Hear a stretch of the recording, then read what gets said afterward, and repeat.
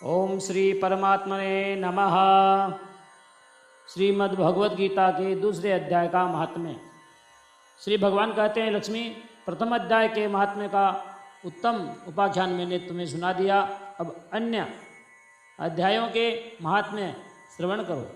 दक्षिण दिशा में वेद वेत्ता ब्राह्मणों के पुरंदरपुर नामक नगर में श्रीमान देव शर्मा नामक एक विद्वान ब्राह्मण रहते थे। वे अतिथियों के पूजक, स्वाध्यायशील, वेद शास्त्रों के विशेषज्ञ, यज्ञों का अनुष्ठान करने वाले और तपस्वियों के सदा ही प्रिय थे। उन्होंने उत्तम द्रव्यों के द्वारा अग्नि में हवन करके दीर्घ काल तक देवताओं को तृप्त किया, किंतु उन धर्मात्मा ब्राह्मण को कभी सदा रहने वाली शांति न मिली। ये परम कल्याणमय तत्व का ज्ञान प्राप्त करने की इच्छा से प्रतिदिन प्रचुर सामग्रियों के द्वारा सत्य संकल्प वाले तपस्वियों की सेवा करने लगे। इस प्रकार शुभ आचरण करते हुए उन्हें बहुत समय बीत गया। तदनंतर एक दिन पृथ्वी पर उनके समक्ष एक त्यागी महात्मा प्रकट हुए। वे पूर्ण अनुभवी, आकांक्षा रहित, नासिका के अग्रभाग पर दृष्टि रखने वाले तथा शांत चित्त थे। निरंतर परमात्मा के चिंतन में संलग्न हो वे सदा आनंद विभोर रहते थे। देव शर्मा ने उन नित्य संतुष्ट तपस्वी को शुद्ध भाव से प्रणाम किया और पूछा, महात्मन, मुझे शांतिमयी स्थिति कैसे प्राप्त होगी? तब उन आत्मज्ञानी संत ने देव शर्मा को सोपुर ग्राम के निवासी मित्रवान का, जो बकरियों का चरवाहा था, परिचय दिया और कहा, वही तुम्हें उपदेश देगा।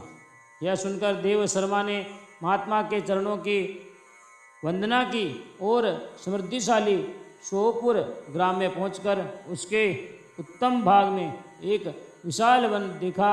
उसी वन में नदी के किनारे एक शिला पर मित्रवान बैठा था। उनके नेत्र आनंदातीत रेख से निश्चल हो रहे थे। वह अपलक दृष्टि से देख रहा था। वह स्थान आपस का स्वाभाविक वेद छोड़कर एकत्रित हुए परस्पर विरोधी जंतुओं से घिरा था। वहाँ उद्यान में मंद मंद वायु चल रही थी। मृगों के झुंड शांत भाव से बैठे थे और मित्रवान दया से भरी हुई आनंदमयी मनोहारिणी दृष्टि से पृथ्वी पर मानो अमृत भी छिड़क रहा था। इस रूप में उसे देखकर देव शर्मा का मन प्रसन्न हो गया। वे उत्सुक होकर बड़ी विनय के साथ मित्रवान के पास गए। मित्रवान ने भी अपने मस्तक को किंचित नवाकर देव शर्मा का सत्कार किया। तदनंतर विद्वान देव शर्मा अनन्य चित्त से मित्रवान के समीप गए और जब उसके ध्यान का समय समाप्त हो गया, उस समय उन्होंने अपने मन की बात पूछी। महाभाग, मैं आत्मा का ज्ञान प्राप्त करना चाहता हूँ। मेरे इस मनोरथ की पूर्ति के लिए मुझे किसी ऐसे उपाय का उपदेश कीजिए जिसके द्वारा सिद्धि प्राप्त हो चुकी हो। देव शर्मा की बात सुनकर मित्रवान ने एक क्षण तक कुछ विचार किया। उसके बाद इस प्रकार कहा, विद्वान, एक समय की बात है, मैं वन के भीतर बकरियों की रक्षा कर रहा था। इतने में ही एक भयंकर व्याघ्र पर मेरी दृष्टि पड़ी, जो मानो सबको ग्रस लेना चाहता था। मैं मृत्यु से डरता था, इसलिए व्याघ्र को आते देख बकरियों के झुंड को आगे करके वहाँ से भाग चला। किंतु एक बकरी तुरंत ही सारा भय छोड़कर नदी के किनारे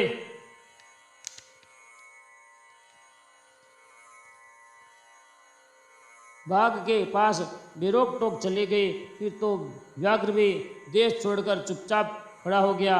उसे इस अवस्था में देखकर बकरी बोली, व्याघ्र, तुम्हें तो अभिष्ट भोजन प्राप्त हुआ है। मेरे शरीर से मांस निकालकर प्रेम पूर्वक खाओ।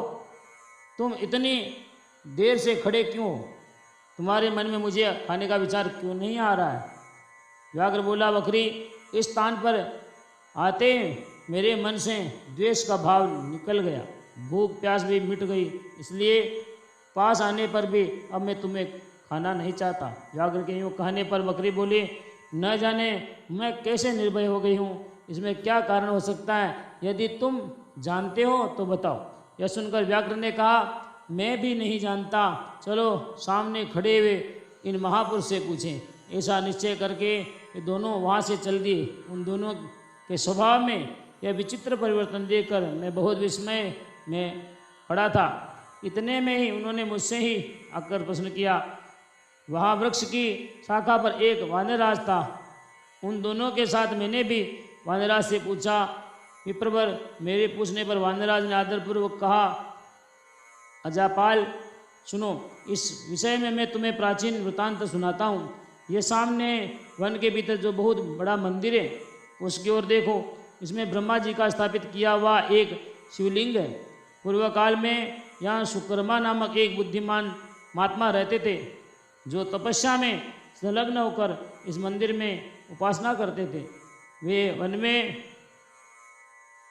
से फूलों का संग्रह कर लाते और नदी के जल से पूजनीय भगवान शंकर को स्नान कराकर उन्हीं से उनकी पूजा किया करते थे।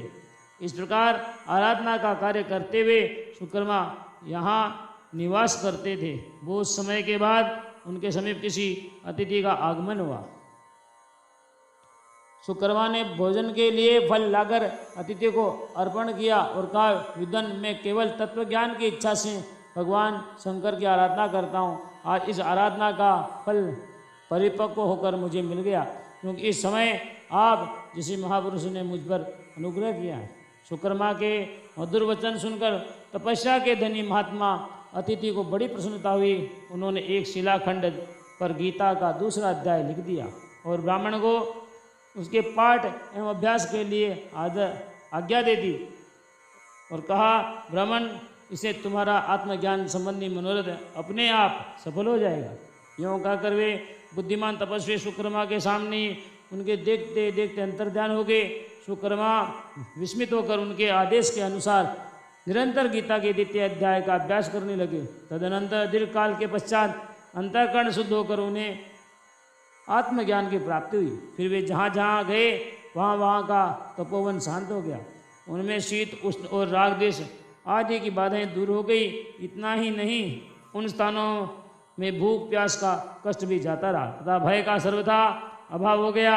यह सब द्वितीय अध्याय का जप करने वाले सुकर्मा ब्राह्मण की तपस्या का ही प्रभाव समझो।